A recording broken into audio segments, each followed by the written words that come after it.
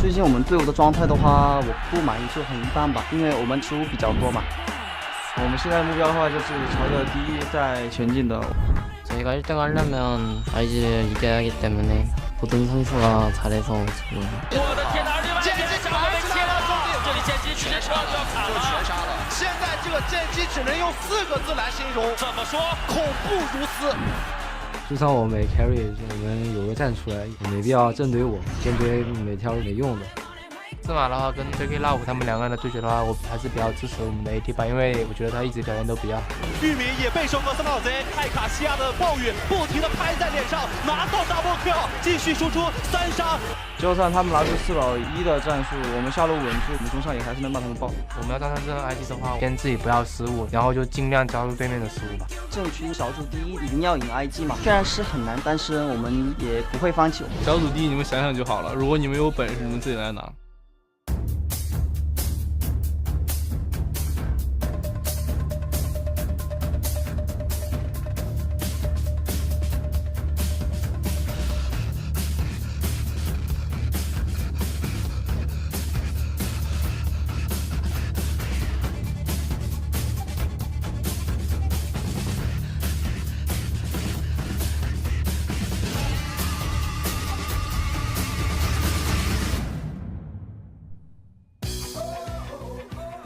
It is finally upon us. Our match of the week, potentially the best match of the entire split, as first place versus second place is about to clash here on the LPL stage. Rogue Warriors in second place, the team of misfits, abandoned from other teams, finding their own momentum and making massive waves in the LPL, are about to clash and contend with Invictus Gaming, the best team in the league, who just a few days ago claimed the record for the most consecutive game wins in LPL history. Welcome, everyone. I am so excited to be here. My name is Dominic Dom Romer. Joining me here on this wonderful analyst test for this hype as heck day is Clement Chu and Zach Rusty Pie. Gentlemen, how are you? Clement? I'm feeling super hype, and you just heard IG say right there, keep your dreams of #1 in your dreams. It's not going to actually happen. Ooh. Yeah. We're going to have to find out. I'm super excited to be here as well, and mostly for this first set, but don't forget, we've even got EDG versus WE later on. Today is just stacked. Yeah, it is a hype day. We've got a lot coming at you, so first, let's make sure we sign all our health waivers and get everything out of the way, because those faint of heart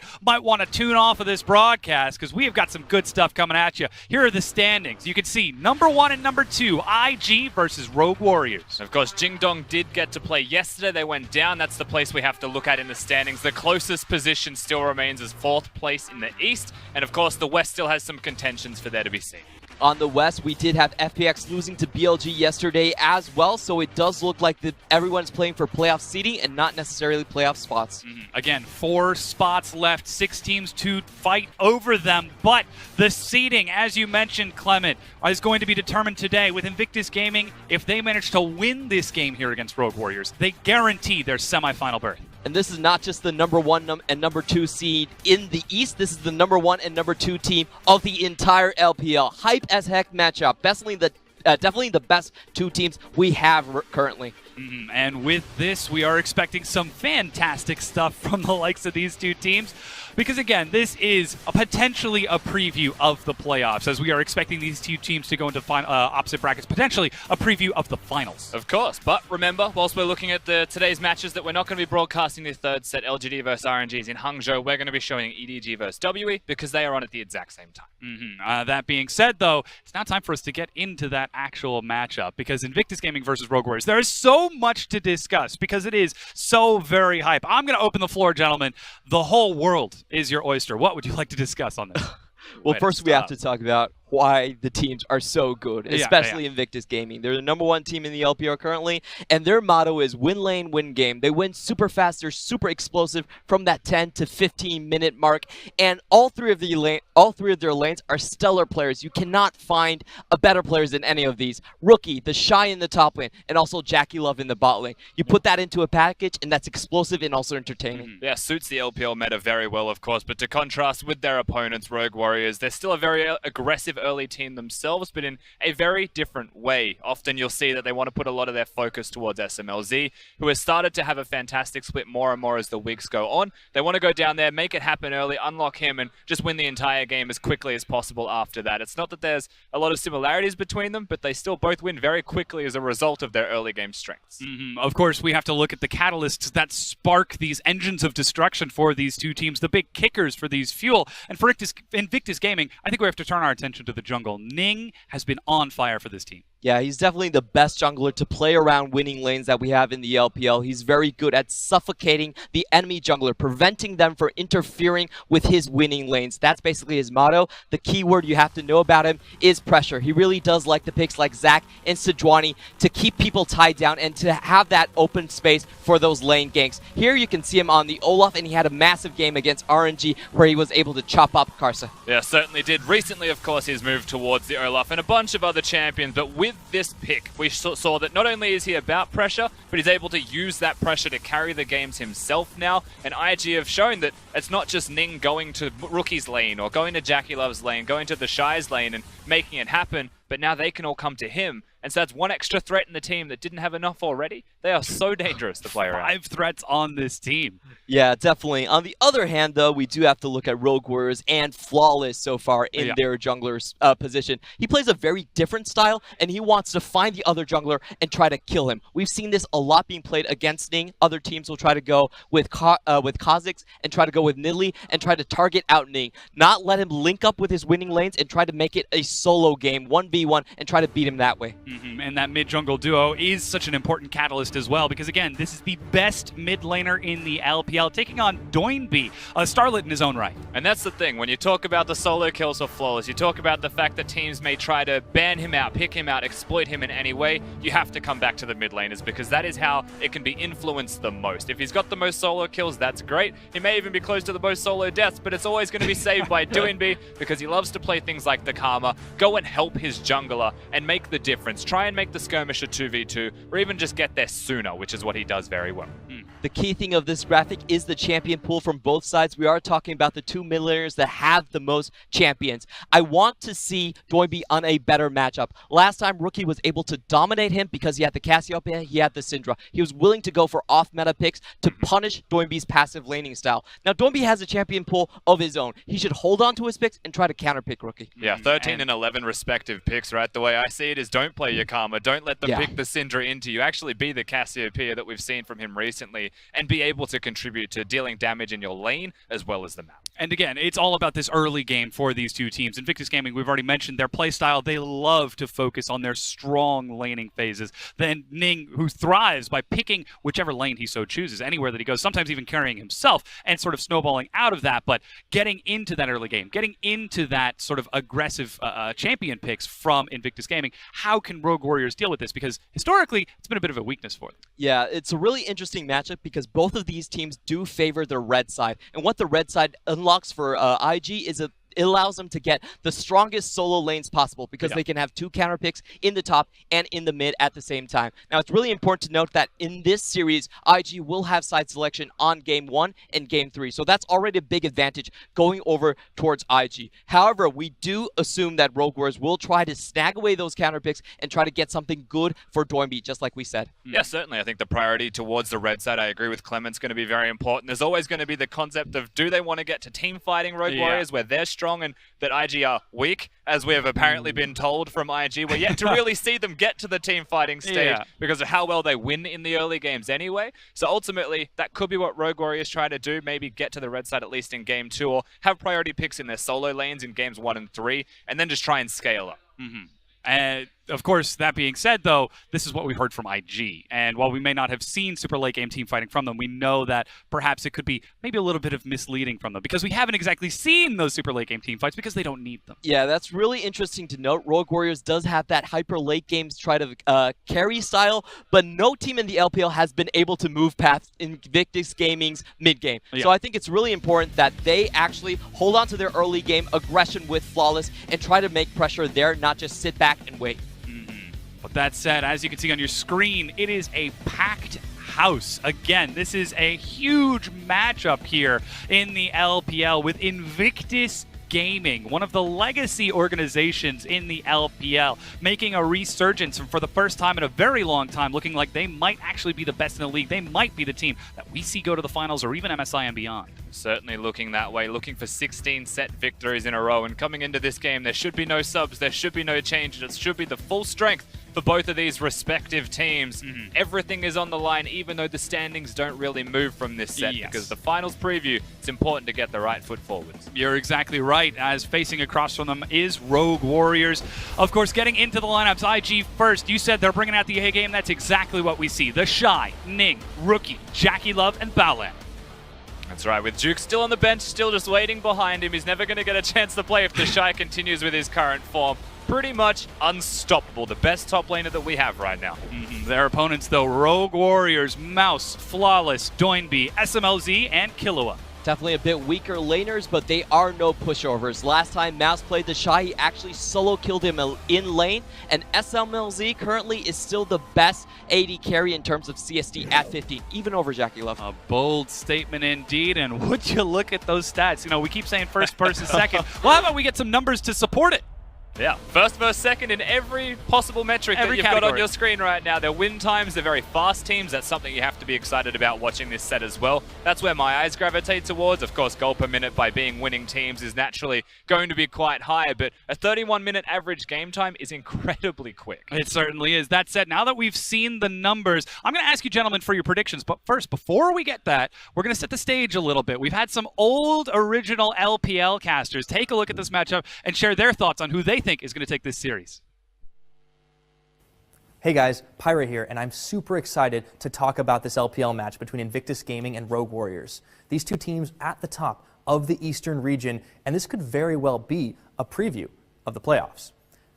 Between you and me, I think the AD carry matchup is going to be the sickest one. Jackie Love, this guy comes in out of nowhere, big Draven main, and he just starts dominating people. On the other side, you've got SMLZ, very experienced. The team likes to play around him. They know exactly what they need to do to get him ahead. But personally, I think this one is going to go the way of Invictus, 2-1, because they're just a little better around those lanes.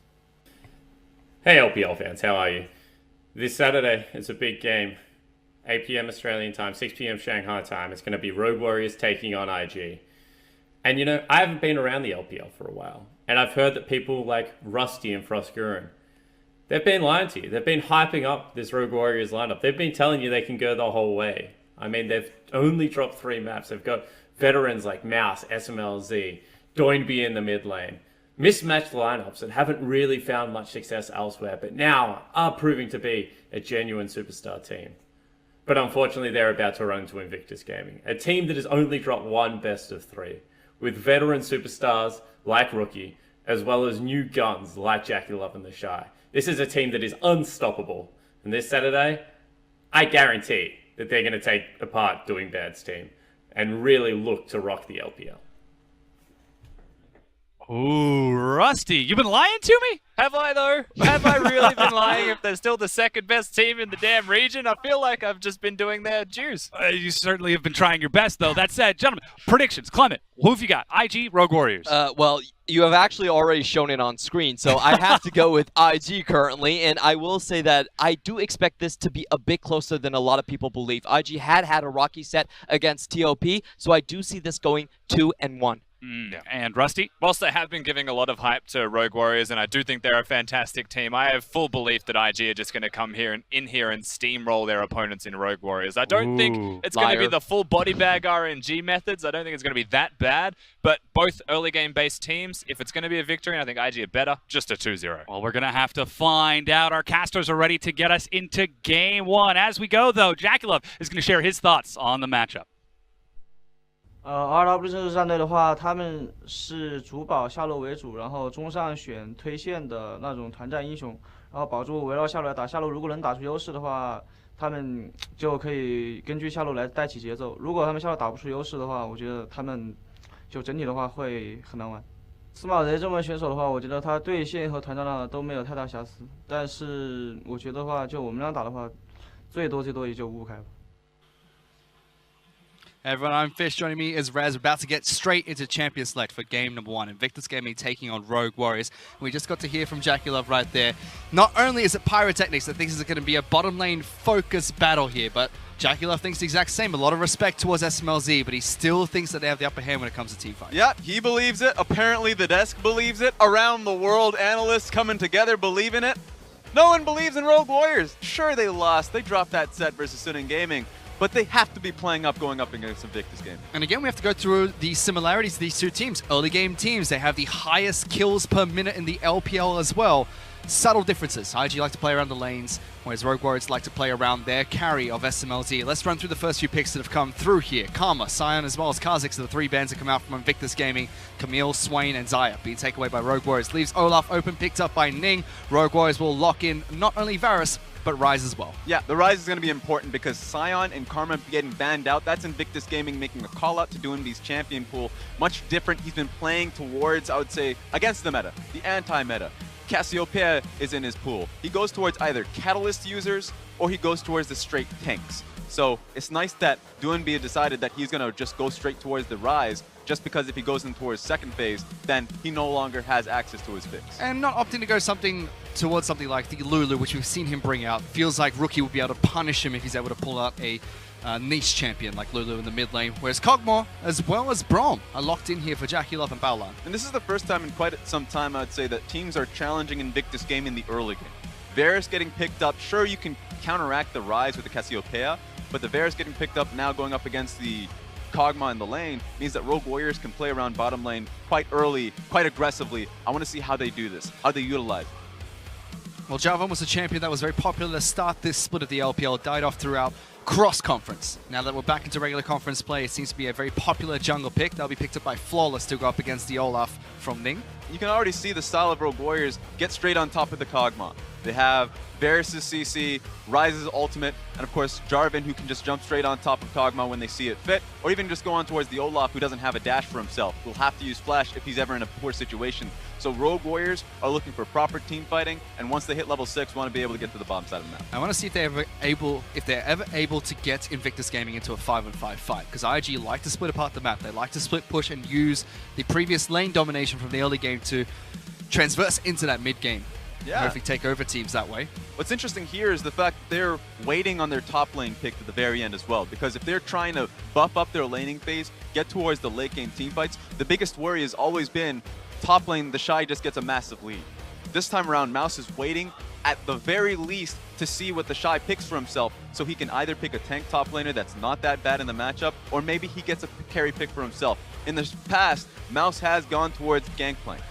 Maybe he just takes the Rise, because Rogue Warriors, they've locked in Lulu. Could be a support pick for Kahlua, but can be flexed with Doinby in the mid lane. And they have the last pick to go up against Invictus Gaming. They banned out not only Orianna, but Cassiopeia as well, heavily targeting Rookie's pool. For the start of Invictus Gaming, they decided to take away supports. Tahm Kench and Alistair were banned out against Kahlua. They're going to lock in on. That's a really good call out. The fact that it could just be a Rise top lane has great gank pressure. Might even see the Jarvan go topside early on, depending on the matchup. Rise generally has great matchups for himself, so this is going to confuse Invictus Gaming on blue side what their mid laner is going to be. And IG's mid laner is going to be Azir in the mid lane. The Shy will be picking up on the top lane. Now, final pick for Rogue Warriors. We know that they have a couple of flex picks to play with. Let's see where they go. And right here, Rogue Warriors have a lot of gank pressure. Top lane, the Rise is easy to gank for. Of course, J4 even goes for level 2 ganks. So Rogue Warriors, even though they have a strong team fighting composition, can make ganks happen quickly in the early game. Invictus Gaming have to be prepared for that. They certainly do. We're going to be looking towards that 2v2 between the mid laners and junglers. Final pick for Rogue Warriors was Cho'Gath to match the match the pushing potential that Ornn has in the top lane. So it is going to be a Lulu support with Varus in the bottom lane. We've been seeing more mage supports recently.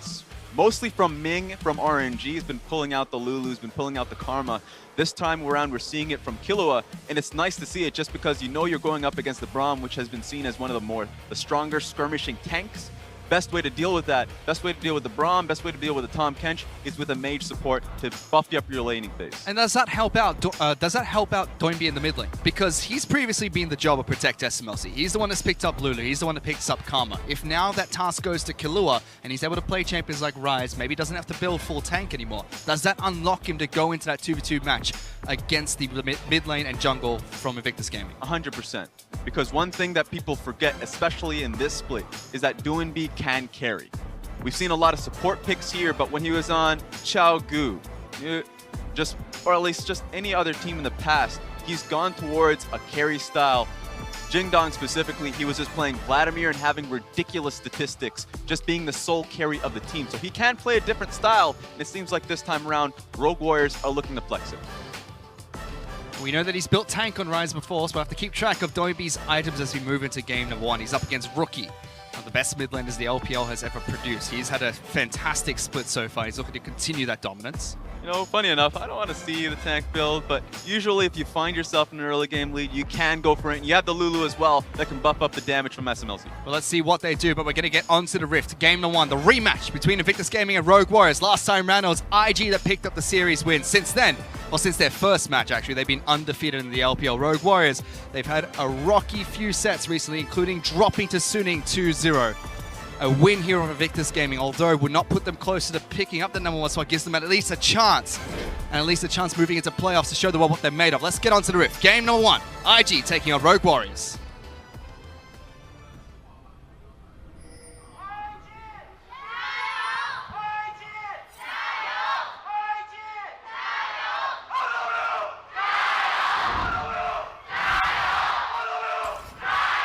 Look, I tell you what, Raz, our entire desk, we had Spawn, Pyro, everyone says, you know what, it's Invictus Gaming. The crowd says it's Rogue Warriors today, though. God damn, I actually, the ground shook the moment that guy started yelling.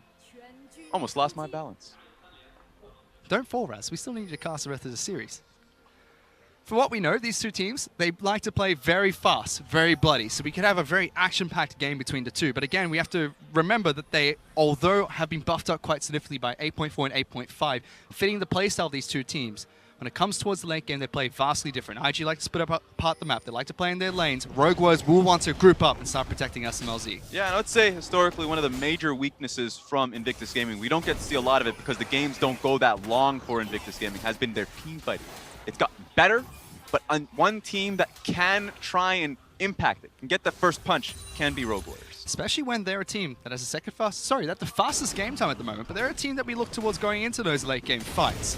Ning didn't get a leash starting off this match either. He started off at blue buff, now moving on towards Gromp. Flawless is going to be able to take down his Raptors here. Olaf is one of the few junglers that can just go for a solo start. The benefit of course, is that your lanes can just start within the laning phase.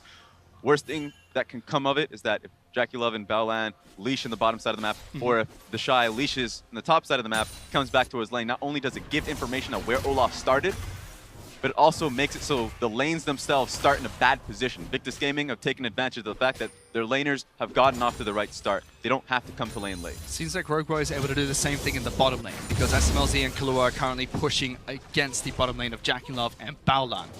Flawless went from his red buff, picked up Raptors, now goes to blue, and is going to clear the rest of his camps. Olaf on the bottom side of the jungle as well at the moment. We also see double unsealed spellbook coming out from the Invictus Gaming bottom lane. We used to see it a lot on AD carries, but haven't seen it so much on AD carries recently. It's usually a protective summoner for yourself, of course, once it got nerfed, just so you can keep the teleport and come back into the lane so you don't lose too much in the laning phase. You don't lose too much hurt in the laning phase. Is JackeyLove and Baolan recognizing this is an incredibly bad matchup for them?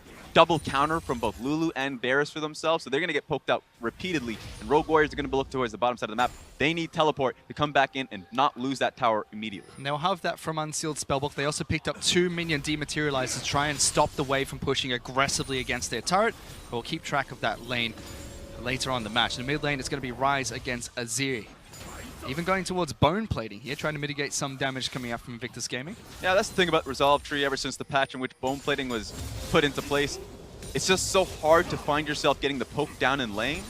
So Azir is not going to have the outright strength of being able to fully do Indeed. Because not only was he going to be able to get the Abyssal Mask for himself, he just has the Resolve Tree to keep himself topped up in lane to walk up to Azir and to out-trade him. Typical Doinby, be as tanky as he possibly can even when he's on carries in the mid lane. He was trying to rotate up towards the top side of the map because at the moment, the Shy is pushing in quite aggressively against Mouse, but at the bottom lane is the action. Kilo has been locked out, already used his flash. Ning is here as well. One more axe will be enough. Throws it, picks up first blood for IG. Really well done from Invictus Gaming. They do this time and time again, lane ganks. Just proper synergy between Ning and Baolan. Baolan starts it off with the Q, and of course, just follow it up with the auto attacks. JackeyLove even used this flash to make it worthwhile. So really difficult from Killua and SMLZ. And the map's been really split here, Raz. We already saw Rogue Warriors were the ones that were pushing aggressively in the bottom lane. IG were doing the same top side of the map, whereas mid lane has been fairly stable at the moment. IG choose to gank the lane that was not doing well, and they're able to pick up first blood of that bottom lane, make sure that JackeyLove and Balrog have a much easier time down there. That's the beauty of Ning's pathing a lot of the times, is that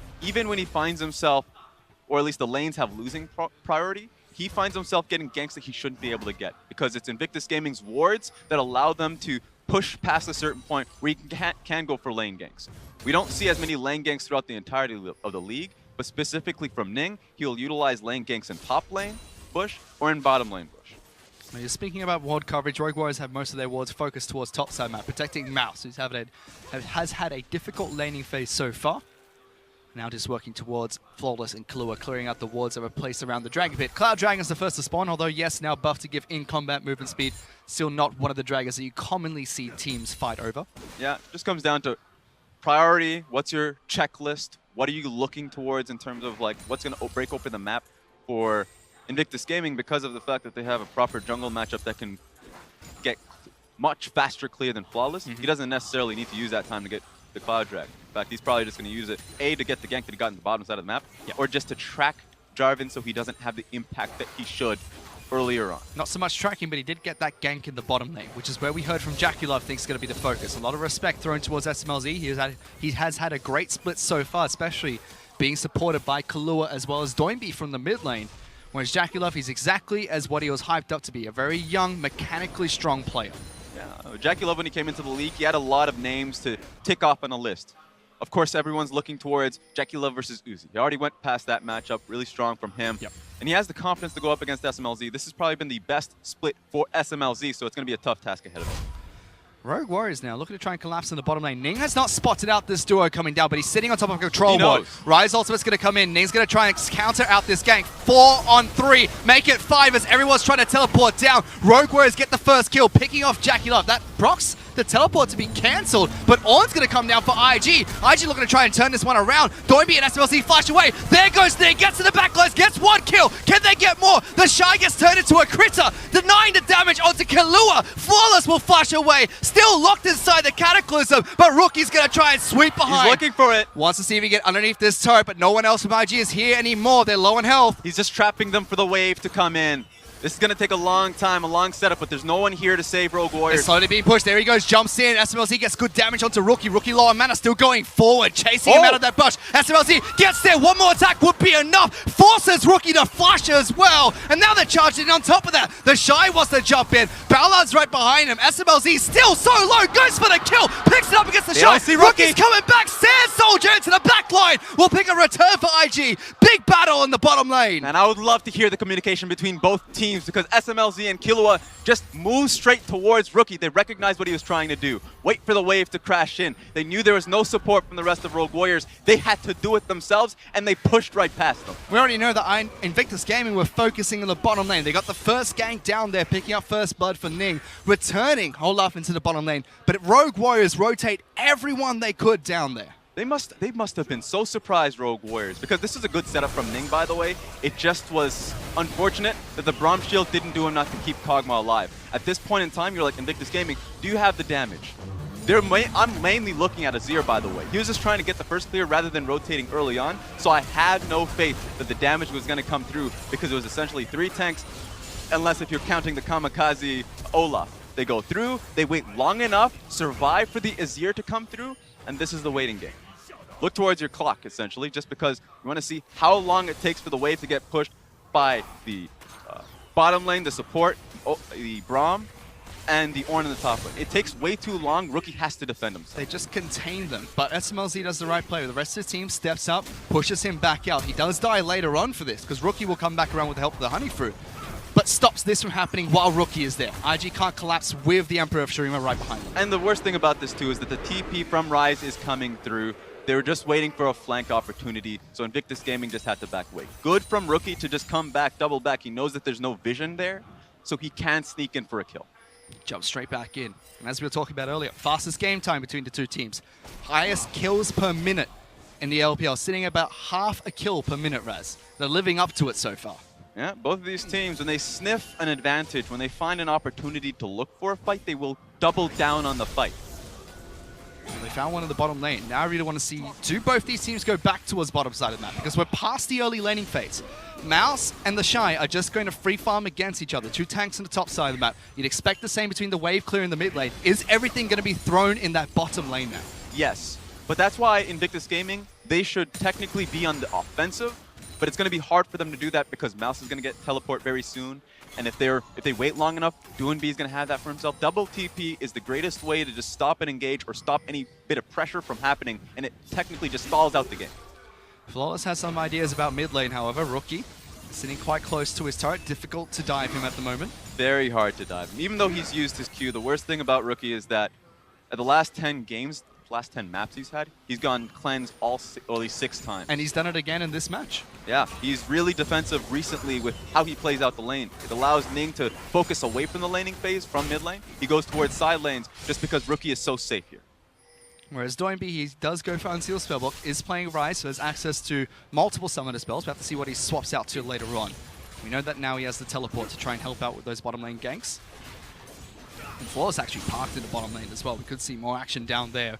Wave has crashed underneath the turret. Rise did go missing, was spotted out by a zombie ward. Mouse has teleport here. The Shy does not. The Shy has to track Cho'Gath, but he's completely walking away from him. Rookie's going to try and slide behind the turret. Only knocks back SMLZ. Will he fall? He does. Balan gets that kill, but trades for Rookie's life. Mouse teleporting down. Doesn't get the rupture. Flash away from Jackie Love. Keeps him safe. Ornn's nowhere to be seen, rotated into the mid lane. Doinb was trying to get down into the bottom lane as well during this time. Yeah, this flash was definitely necessary. The Shy was rotating towards the mid lane. If the fight went long enough, he would have been available for the bottom lane play. But Rogue Warriors had the advantage of the Cho'Gath being there first with his teleport. The gank from Rookie was successful in the sense they picked off SMLZ, but it costed him his life. And here it was, that flank coming out. He was spotted out by a ward, and Rogue Warriors waited around for him. Flawless was not in vision during this time. Yeah, strong vision control on the side. He just wanted to see if this play would work. If they can get anything more. Flawless was not going to be the second target. If it was a 2-for-1, then sure, it would have been worthwhile. It would have been Invictus Gaming completely backing out, but they only got 1 for their trouble. That's pretty much been this entire match. Even trades between Invictus Gaming and Rogue Warriors. The gold is fairly even. It's about 600 in favor of Invictus Gaming to start off. And most of that's probably going to be in the top lane, where the Shy has about 20 CS up over Mouse. We usually don't get to see this side of Invictus Gaming getting to the 12-minute mark and having it be completely evened out. It's great from Rogue Warriors to just nullify the plays that Invictus Gaming has been going for. Clement did say on the desk 10 to 15 minutes is when we see beauty out of Invictus Gaming. I want to see what they can do from this point forward. Look at Rookie just clearing out the way from him towards the bottom side of the map. Making sure that those wards are not existent for Rogue Warriors. Both junglers have done a good job as well as making sure that they are not spotted by vision when they go for these ganks. Flawless was able to do so in the last one. Ning was able to do so in the first one. And there it is again, IG controlling the river. They're pinging out towards the Cloud Dragon as well, could potentially take that objective away from Rogue Warriors. And this is what's going to hurt. Rogue Warriors should probably look for a fight or just get some vision on this, just because at this point in time, Flawless has been down in the bottom side of the map for so long, fishing for a counter gank, fishing for a real gank, that he's been losing so much experience on the top side. Hasn't taken Krugs at all, so he's falling behind in experience, in CS. That's going to continue to happen if Olaf is setting the pace of the play. So it's going to be annoying for Flawless. He's going to have to path towards the top side to at least take his red buff. He needs to get some vision down bottom side so his laners are safe so he can get some experience. Didn't look like much there, but IG will be a good back for Jackie Love. But on top of that, they pick up a Cloud Dragon for themselves. Next Dragon to spawn is going to be an Infernal. Both 80 carries have also picked up their first item. Reminder, we are on patch 8.5. So this is the old Guinsoo's Rageblade, which we commonly see picked up by Varus and Kog'Maw. Yeah, very strong spike for both of these. I want to see what they can do around the bottom side of the map now with, say, Varus reaching the point. I'm sure he's level 8. But Rogue Warriors, if they ever find themselves in an even fight position, should be much stronger around SMLZ with the Lulu to back him up. Of course, Doinb has that pick potential. There's a lot of raw, I would say, skirmishing potential out of Rogue Warriors. Because we know that a lot of the focus has been on the bottom lane for this match, but now Rift Herald's up. That's going to be the only real objective to take besides out of turrets for the next 6 minutes. And then at about 19 minutes into the game, we're going to have Infernal Dragon spawn, which will be a big point for these two teams to fight around the bottom side of the map. Potentially until then, these two teams could play it a little bit quiet and wait for that objective to come back up. They could, but you know Rogue Warriors, especially at this point in time where Abyssal Mask is finished by Doinby. He's looking for the pick. If they can get this tower, it means so much for them. See if they can do it. Well, they brute force. They send 4 members down to the bottom lane. SMLZ will get some chip damage on the bottom lane outer turret. Ning is already down here. Baolan doesn't take too much damage from Doinby either. They're able to simply push Rogue Warriors off the turret. And I mentioned about how strong Invictus Gaming's lane bush wards have been. Rogue Warriors have invested 2 control wards on the bottom side of the map, so they do not get teleport flanked on. They're investing so much on the bottom side just through the raw gold of these control wards and in the pick ban from getting Lulu, that they are all ending on the fact that this lane doing well for them. Which is good timing, because the Shy's teleport's up and available, whereas Mouse's is still coming off of cooldown. If they made a play in the bottom lane just then, the Shy could have teleported down, whereas Mouse would not be able to. So good control wards being placed down by Rogue Warriors, but much better vision control as a whole coming out from Invictus Gaming. Look at the bottom side of the minimap. Everything's just lit up for them. Yeah. Honestly, at this point in time, sure, the Shy can get there first, but he doesn't have a frontward ward that he can go for a flanking. He has that one, actually. That's a really good one.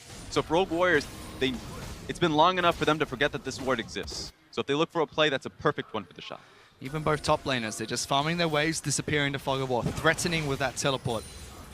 And all eyes at the moment are on the bottom lane. In fact, waves are crashing against both mid lane outer turrets, between the mid laners shoving back and forth.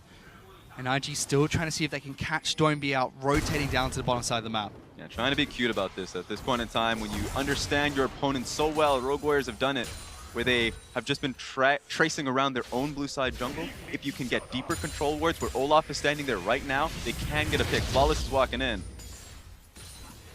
That was teleport being used by Doinby to get back into the mid lane. So he does have Realm Warp available, but no massive teleport for him to cross a larger distance across Summoner's Rift. Again, look at this. Both junglers as well as mid laners playing around and with each other once again, making sure they can secure vision over the river. This has been a tense situation. Doinby has built himself up so much magic resist with the Merc Threat that he was able to purchase for himself that he does feel confident being the engage point of himself. That is important. Just to talk about the stats here. Doinby, because we do have an engage stat, showcase how many engages a player has made for his team. Doinby is leading that for mid laners. That's 22, and the second place is 16 from Bing. So he is an identity for his team to start the fight. It's always been the case for him. So now that he is playing on Rise, playing much more defensively with the itemizing, that he can be that point for his team. He's got his signature tank Rise again. Abyssal Mask picked up with the Mercury Threads. Still stacking his Tear of the Goddess. Top side of the map, which you haven't seen too much of. The Shy is still winning that lane matchup, pushing in Mouse. Mouse is below half health and mana, as the Shy is able to create items for himself in the middle of the lane. Stays nice and topped up, makes sure that he constantly has the advantage over Cho'Gath. One thing that I usually dislike about Cho'Gath compositions, if you ever find yourself in a deficit, and it's going to be the case for Rogue Warriors if they slip up in the bottom side of the map, it's just so hard to find yourself getting an engage for you. Especially with this composition where a lot of the engage points are Flawless's ulti or SMLZ's ulti. It's hard to commit on. Cho'Gath's Q, hard to commit on as well. Killua is playing a supportive mage, or at least a mage support. So a lot of them is just essentially playing front to back unless if Cho'Gath gets a really good flank ward. And as much as this game has been fairly even, 4 kills to 4, trades mostly taking place in the bottom lane, IG have a side advantage. Their top side of the map is winning against Cho'Gath. There's a CS lead for the Shy, just about 10 to 15. But mid lane, Rookie has a slight lead for himself, and the mid lane outer turret has been chipped quite heavily due to how much Doinby has been trying to rotate around the map.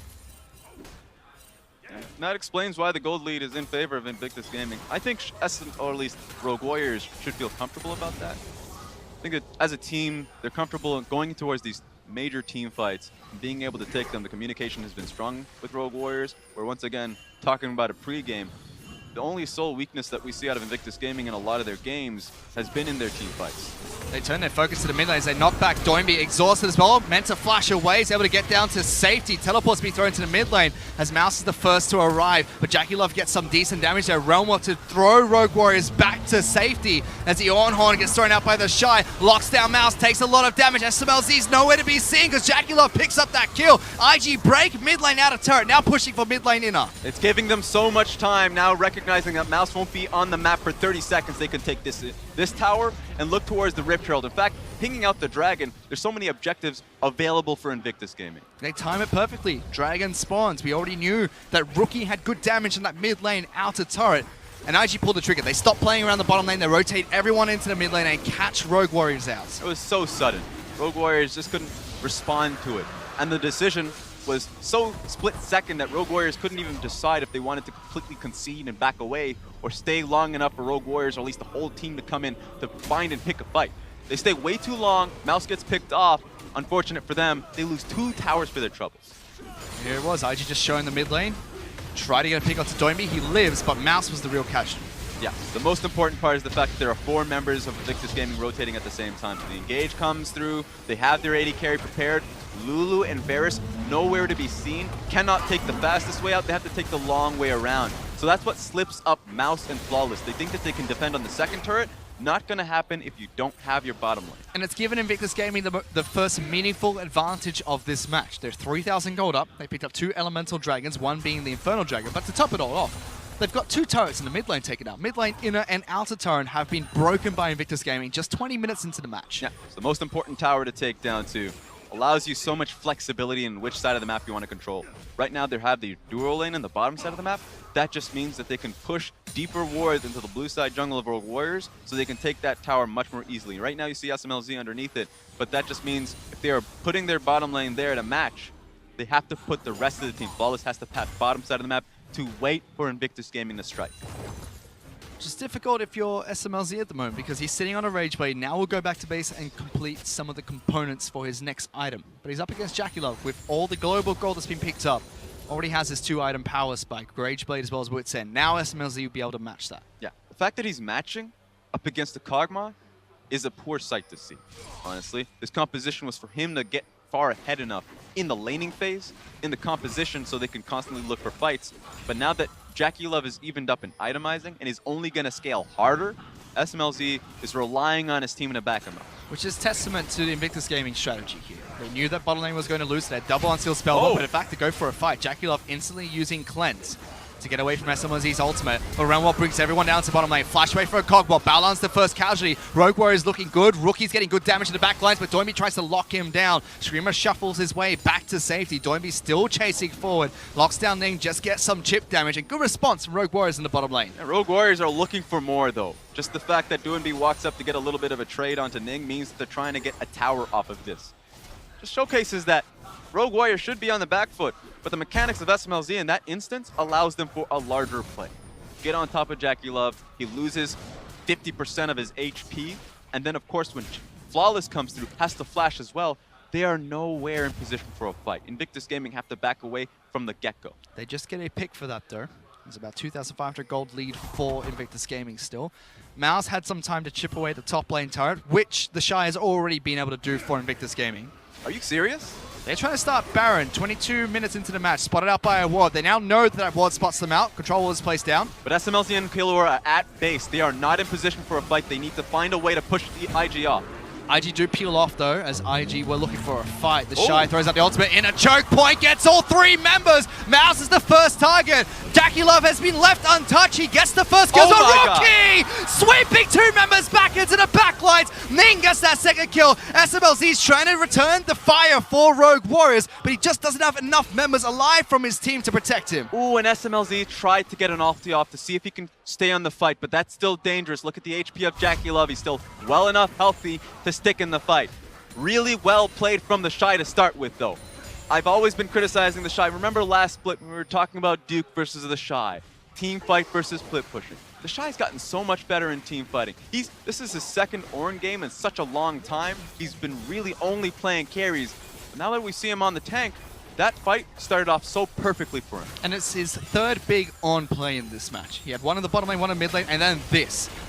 So it was a good start from Invictus Gaming. They recognize that the bottom lane of RW is not there. The Shy comes in on a flank, and look at the cordon off area. Look at the terrain around them. Able to get the 2-man CC, able to get the 3-man Ornn ulti. So beautiful, and allows Rookie to sacrifice himself to get 2 more members. So really well done from Invictus Gaming to find that opportunity. 2-for-1 trade. IG peel off the Baron. They try to go for a fight. They're also able to take down the top lane outer turret for their troubles. 3,000 gold is still what separates these 2 teams. Rogue Warriors, although have been beaten a little bit, they're not out of this match just yet. I mean, Invictus Gaming right now, they've essentially are just calling out to Rogue Warriors, telling them that Baron fight's going to be a thing now. 24 minutes into the game, they want the fight to be resolved right now. So, sure, Rogue Warriors are still in it. Hang on, SMLZ's on a ward here, though, Raz. IG are looking to try and collapse. Axe doesn't connect, neither does the Voiders. Let's take a look at that. At least SMLZ understood. No one's on the map. Last time they got vision of them was clearing out around Baron. So play around, of course, mid lane very, very cautiously. Very patient play. Now we get to see the two play styles that are different between these two teams interact. IG, we know they're a lane-dominant team. They get advantages like they have in this match and proceed to the mid-game with it. Try and split apart the map. They've already got the Shy split push to the bottom lane. Rogue Warriors, they'll be grouping up to try and protect SMLZ and pick a fight around him. I would say that this is where their identities get tested because it's a bit of a role swapping. The fact that Rogue Warriors have focused so much on lane domination on the bottom side of the map, and it's Invictus Gaming that got the team fight composition. So this is the first time that they're like, actually, I'm going to try and fight Rogue Warriors at their own game. And Rogue Warriors came into this one in an awkward situation. I'm going to fight you at your own game. And we've criticized IG before for this. In their match against EDG, when they were 10,000 gold behind, they tried to pick a 5-on-5 fight, they lost it. This time around, they've been vocal about saying that their team fight problems have been fixed. They're good at team fighting at the moment. They picked the team fighting team comp. And so far, they've looked good in skirmishes. But Rogue Warriors are looking to try and see if they can get a pick in the mid lane. Jackalove caught alone. Only Doinby here. Teleport coming in as well. He's still trying to kite this one back. But there's Jarvan. Flawless just doesn't have enough damage. Jackalove lives, and Rogue Warriors don't get a pick. The balls on Jackalove to stand still and fire back. Any other AD carry would walk away and recognize that Rogue Warriors are coming down to get you. But he thinks that he can outplay it. He loses his flash and cleanse for it. Massive criticism of Jackalove. Sure, he's thinking he can get the kill back, but you need to watch out now. SMLZ goes straight towards Dragon, tries to get it for himself, but Mouse, he's found Jackalove! Jackalove did not go home! Chomps onto the AD carry, gets a pick for Rogue Warriors. They respond and take down the tank. It's now a 4-on-4 for the next 30 seconds. Rogue Warriors find that opening, and it's Jackalove's overconfidence. Why did you lose both your summoners for that play? And of course Rogue Warriors are going to look and try and take it down. Mouse is a veteran tank top laner. He's going to see, okay, I'm going to walk up to you and start the fight for my team. And they were trying to see if they could play around Baron. Multiple pings coming out from Invictus Gaming after they saw Rogue Warriors move towards the Dragon Pit. Jackalove just did not go back to base. Okay, this started off as a pick onto Mouse. This is that, you know what, Jackalove, that's not your fault, man. That's not your fault. Why is he sweeping the man towards you? What's happening? He knows your situation. He knows you don't have flash. Yeah, rookie mistake being made by Rookie there. Not able to protect his AD carry. However, Invictus Gaming are still in control of this match. Still 3,000 gold up. Still have more control of the map and have broken 3 turrets already in this game. And just look at the Shy's positioning. Because of the fact that the map is wide open, they're looking for any fight that's presented to them. Trying to catch out SMLZ, tags him with the Ornn ultimate. He's going to get hit by the second half as well. Taken down instantly. Throws out the ultimate, but that's all SMLZ had. Really strong play from Invictus Gaming. You talked about it. The towers that are down, the vision control not in favor of Rogue Warriors. Just keep looking for the fights, and you'll get them.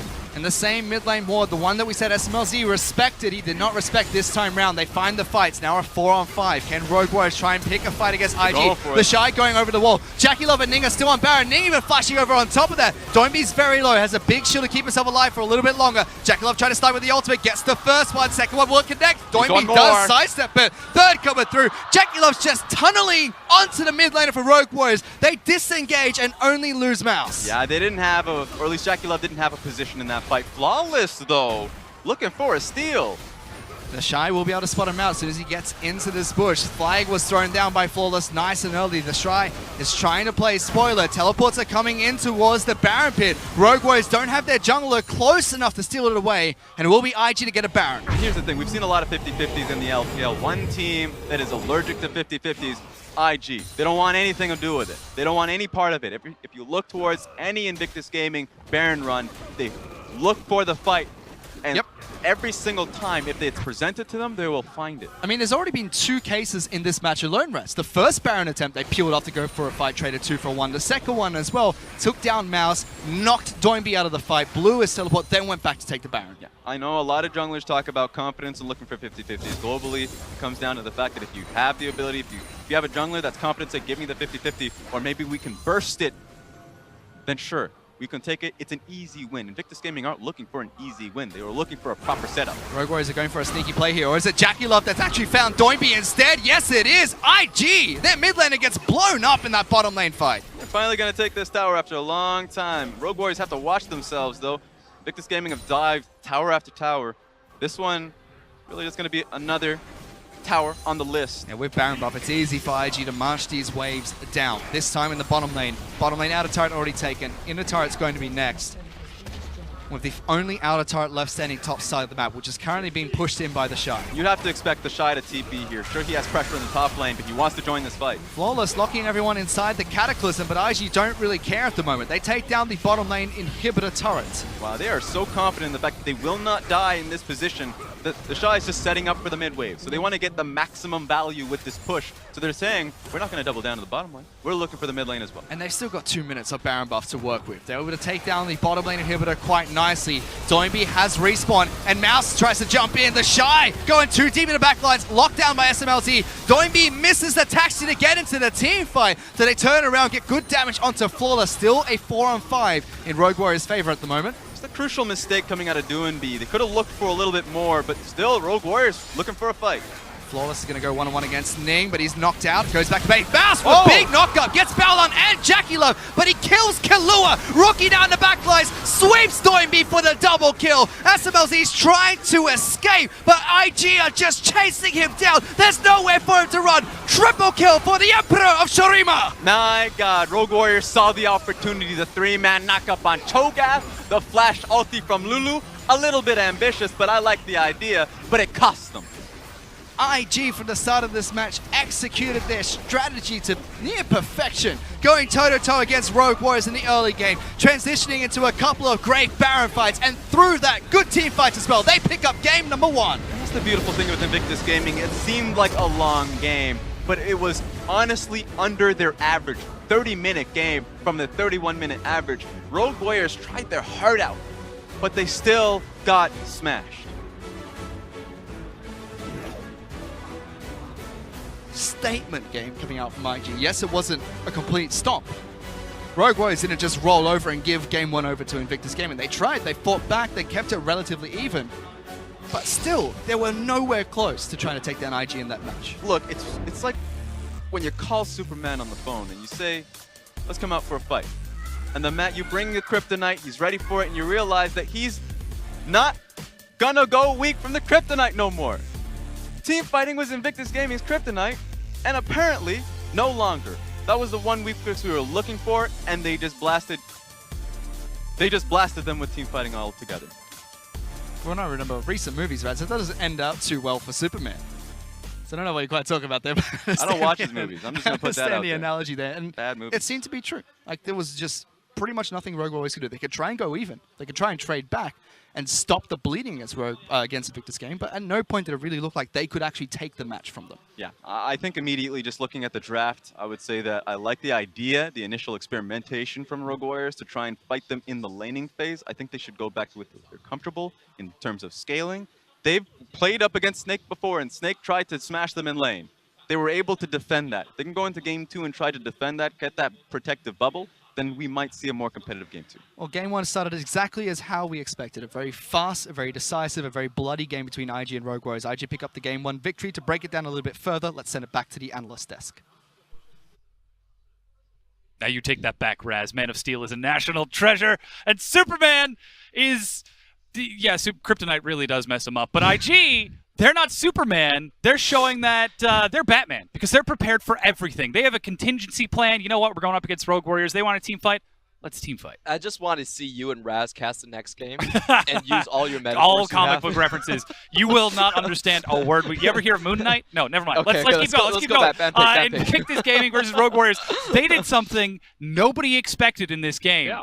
They played slow. They played team fight, and they played not for the lanes. And the reason that the Kryptonite conversation even comes about is because they tried to play something that you would never expect from IG at all. This is the opposite of what we said even coming into this set. Where IG strong, you have winning lanes, you slowly suffocate your opponents out. Ning goes into the jungle, he steals things away. No one at any point can fight anyone from IG because they're just too strong. They did everything almost the opposite in this game. They pick scaling lanes. They have no pressure through the jungle. They look for team fights where they're meant to be a little bit weaker than everything else, but they still win in 30 minutes. Yeah, impressive play, to say the least, that we're seeing macro developments out of the likes of this team. If we've actually got the pick and ban for that, we can go into this a little bit more and compare the actual lanes, because like you said, in the actual order, it was the very early bottom lane jungle priority from Invictus Gaming, not the solo lanes. The big thing to me that really signals a change in Invictus Gaming is the fact that they actually chose to play on the blue side. Yeah. This is a team that likes to play on the red side for double counter picks. Instead, they go on the blue side and they first pick Olaf. Now, that's a big signal to me, because that really it means that they're following Ning rather than Ning following the lanes and pushing the advantage for them. And if you look at their team composition, it's a very late game team composition. They're not using the Shy to try to outpunish the Mouse. They're just using their late game teamfight coordination as a 5-man. Rogue Warriors did a good job here. They had a lot of these moving pieces where they had a lot of flex picks. They wanted to confuse IG, and they got good lanes. They still couldn't win. Yeah, I like that from Rogue Warriors in particular. Their draft is something that we'll have to touch on, of course, before we get into the game. The fact that they went for the flex, like Clement mentions, I think they just went one step too far with all of the flexes that they could possibly get. Yeah, the Lulu is the one that I would reference. Now, they put it in a support position. It didn't look like Kalu was very comfortable on the Lulu. Even the last team fight where he flashes forwards and ults himself, there's a Cho'Gath next to you, just ult the Cho'Gath. Like, maybe that'll work out better for you. So things like that, you can get hints and moments where it looks like Kalu is not fully comfortable, and that they flexed Lulu and it was one step too far, and they just said you have to play it. So of course, seeing these compositions in action was something entirely different from Invictus Gaming, because like we said during that early game, it was mid priority out of Rogue Warriors in order to set that up. And it was with that mid priority that they ended up taking a bit of an early advantage, despite Ning getting that first blood. Yeah, they did go to the bot lane quite often, and the first fight really went to Rogue Warriors' advantage. However, I will say that Rookie still won the lane overall. Every time Doinby left the lane, he was able to get chipped down, and he took the first tower down relatively quickly. Yeah, and this is that first team fight that breaks out at around 8 minutes into the game, and the first big movement from Rogue Warriors to enable all of this. But of course, on the opposite side, IG is still able to respond with apt and appropriate teleports, but note Flawless here as well, because I think he had the best part in this fight in enabling his team to consistently output damage, saving Kahlua, waiting for the flag and drag, and then locking them both in a chamber where SMLZ can lock them down. I think Flawless actually had a pretty good game for himself. It's just that IG had too much pressure across the broad. I can't speak. Across the board. Across the broad once they started scaling up. And that being said, we also got to see some fantastic outplays over the course of this match as well. Rookie just trying to get as many excellent Azir Secs as possible as he runs away from his own Aerie there in the final chase to lock down the kills in this extended engage. And to sort of follow up on what you were talking about, that we saw Rookie, as he has to get that last hit in there, despite taking that lane into Azir, we talked about it a bit before, Rise. Rise has that mid priority for the first few levels, but because Doinby was trying to roam and match Flawless, Rookie was able to get chip damage, and suddenly 5 members from IG just showed up mid and opened up not 1 but 2 turrets. Yeah, that really culminated from all the damage they did take onto the mid tower, and that sudden movement towards the mid where they bot lane actually had priority. That was a big thing for them as well. I feel like a lot of the issues that Rogue Warriors had for the early game was actually the Lulu pick. If they had something with CC and they went as bot as often as they did, they probably wanted another tank with lockdown so they could actually find kills. Because Doinby and Flawless invested in a lot of it, and it didn't pay off in terms of really securing them those ganks. And that's where I do have to give some credit to IG's drafting as well. Their second ban phase, they removed Harm Kench, they removed Alistar. And Alistar is the one that I would be looking at saying he needs to play this champion. With Braum already gone, perhaps in future games, in the second game, it could be something like a Shen still to enable Leona. Maybe the other one that you'd want to look towards as well, because I agree, Lulu shouldn't have been there. I understand what they were trying to do, which is just control and bully the 2v2, but they went even. So next time you can't just go even. You have to have a tank. You have to enable your team as they come down to you. Of course, that being said, though, it was more than just the support pick. Invictus Gaming, they seem to just appear across the map, not just once, but multiple times over the course of the game. I think the one that comes to mind is the fight at Baron, where 22 minutes in, Invictus Gaming turned towards the Baron, bait it out as if they're actually going to take it. We thought they might even take it, but then they turn and collapse onto Rogue Warriors. Yeah, this was a great fight from Invictus Gaming. They understood that Rogue Warriors bot lane was very far away from the scene, so they try to get the triple kill down early onto Rogue Warriors. However, SMLZ does get into the fight later, and they are able to sort of even it out. What this does illustrate is Invictus Gaming, they are the best team at making these 20-minute catches. They're so good at finding wiggle room. And this guy is just so good at League of Legends as well. You saw it in the replays, his ability to control the map as Azir, not just use the ultimate. You know, you look towards a lot of Azir players and you look towards the ultimate as the big moment, the only time you really see them stand out. But he shows that even when he was bottom, he's just able to have pressure. He's able to control the map and control the team and work very well around minion waves in particular as well. One of the things that Rookie excels at above all else. Still an excellent performance from the likes of Invictus Gaming over the course of that game 1, though. We still have got the rest of the set to play out, the rest of this best of 3. So don't go anywhere. Our match of the week is going to be right back after this short break.